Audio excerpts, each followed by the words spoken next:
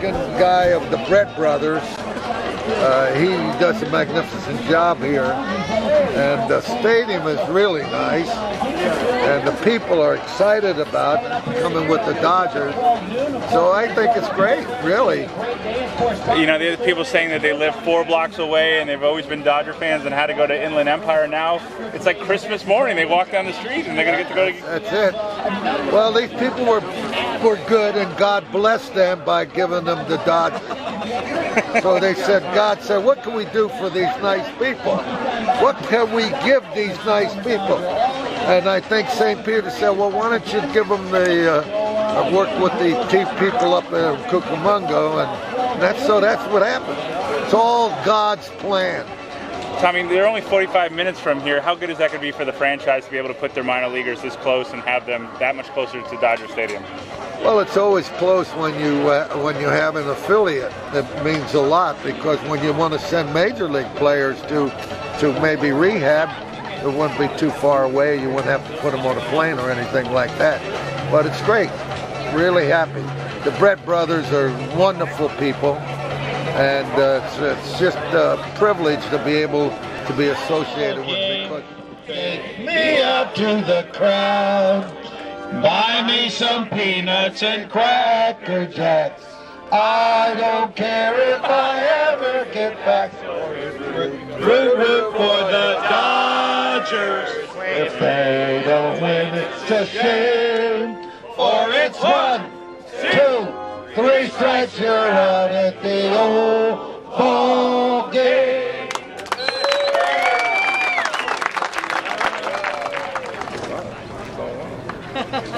Awesome. Thank you, sir. Mike, Tommy, can you blow a kiss to the high desert?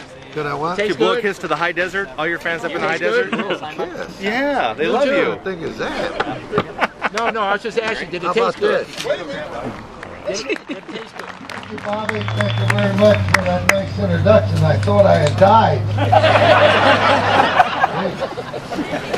You know, when you start talking about Parker West hitting, this guy was one of only 9 guys in the history of the major leagues to drive in over 100 runs with less than 10 home runs. Right, there you go. You're talking about the police. I've always thought he was a good fielder. He's a good hitter, too. And it's good to see him here today. Tommy, why, we were teammates. When I was just about getting time to get old, Tommy was just young, just starting out. And, well, I worked with him to see what he did when he come to the big league. But, you know, I attend a lot of dinners, and I hate to be the guy that's the last speaker, because what happened to me one time, many years ago, I was in spring training and I was called and said I had to go to Washington real fast. So I jumped in the plane to go to Washington, and they were having a tribute to Ronald Reagan. They knew I knew him and his family, so they wanted me there. Well, there were 3,000 people in attendance. There were 37 United States senators in attendance, and they had 2 speakers, me and Margaret Thatcher. And she spoke first. She got 3 standing ovations, and I'm sitting there crying. Why? How could they do that to me? Look, this lady was awesome. When I got up, I said, you know, when I found out that I was to speak to such an illustrious group of people, I said to myself, Tommy, you better sit down and write the best speech you've ever written in your life. And I did. And at 3 o'clock in the morning, I had it. I said, this speech will definitely make an impact on those people. And when I got to Washington, I lost my speech, and Margaret Thatcher found it. That saved my life. Charlie Blaney, when I played for him, he was the general manager. He called me after the game and said, Tommy, I want you to speak at this group, breakfast. Well, when I got up in Albuquerque and I started driving, I said, where is this place? And there was nobody on the streets. I couldn't ask for anybody for which way to go. He always got me on those 6 o'clock in the morning speeches. But Charlie, we enjoyed it. Got a lot of people in the ballpark. And Steve Yeager. I can remember one time when the press came to me and said, Steve Yeager's mad at you, Tommy. I said, why? He said, because you made Mike Scioscia the #1 catcher because he's Italian. I said, that's a lie. That's a big, fat lie. I did not make Mike Scioscia the #1 catcher because he's Italian. I made him the #1 catcher because I'm Italian. You know, when you talk about Steve Yeager, and somebody's made a few remarks about it, I say this, that all the years I've been in baseball, he's the best receiving catcher I have ever seen.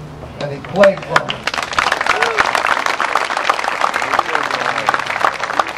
This guy right here, we've become real good friends. And if you can, anytime you see him, give him a hot dog or offer him something, because he's the guy that's going to send the players. So we got to have him believing that they got to send those good players here for you people to watch them in action. So I'm sure he'll do that. But, you know, working with the Dodgers, I just was talking to somebody over there and I said, all these people here, God must have seen them and said, I should do something good for those people. And St. Peter said, why don't you come up and have a working agreement with the Dodgers? That will reward those nice people. So it happened. And so it's God's message, and that's why you all are going to support this team. And if you don't, you're going to hear from But the Brett brothers, Bobby's right. I love his brother George. And I'm in Spokane. And the team, the 1970 team that I was fortunate enough to manage, won the pennant by 26 games in the Pacific Coast League. And Baseball America said it was the greatest minor league team in the history of baseball. You win the pennant by 26 games. You know, you got a good farm director giving you good ball players, and that's what you got to depend upon here. You got to depend upon getting good ball players from this guy here. You giving a message? But the Brett brothers, good people, honest people, great family, and I'm happy that we are associated with them because, as he said, we've been friends a long time.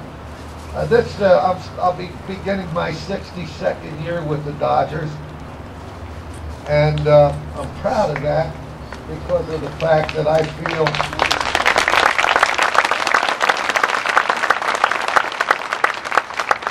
that I've been part of the greatest organization in baseball.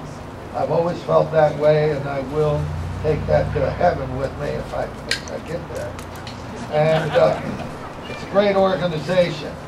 And I just celebrated my 60th wedding anniversary. So a guy interviewed me, and he said, how is it to live with the same lady for 60 years? I said, it was easy. We go dining and dancing 3 times a week. He said, oh, that's great. I said, yeah. She goes Monday, Wednesdays, and Fridays.